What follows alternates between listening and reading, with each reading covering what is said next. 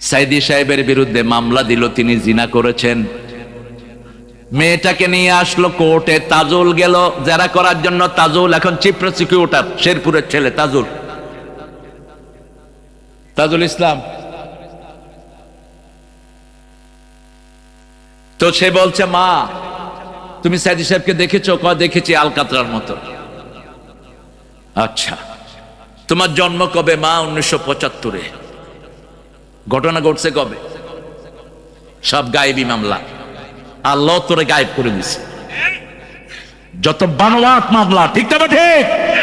একটা লোক থাকে ঢাকায়, মামলা হয়েছে রাজশাহী। মহাদেবপুরে আমার একটা প্রোগ্রাম, সেখানে ওই সময়কার এমপি সাহেব স্টেজে মানুষকে লেকচার দিচ্ছিলেন। তা আমরা আসলে স্বাভাবিকভাবে মানুষ একটু তাকবীর দেয়, আল্লাহ যেন এই জন্য আমাদেরকে না করে, আমরা বলি আমিন।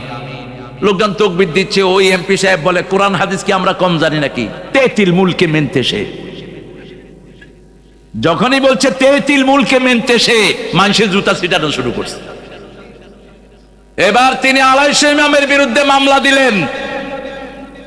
ওসি সাহেব বললেন, ওসি সাহেবের কথা রেকর্ড করে রেখেছি আমরা, কয় স্যার শুধু নামগুলো পাঠান, সিরাজগঞ্জের ট্রেন পোড়ানো মামলায় সবগুলোকে ঢুকায়া দেব।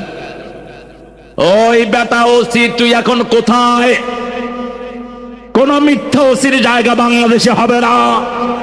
মিথ্যা মামলা তুই যারা লিখেছিস, তোর দুনিয়াও শেষ, আখিরাতও। যত ছেলের গায়ে গুলি করেছিস, প্রথম আসামি হবি তুই, তারপরে তোর নেত্রী। কারণ তোর হাতে তুই গুলি চালিয়েছিস, ঠিক যাবে ঠিক। পয়সা দিলাম আমরা আর গুলিও খেলাম আমরা।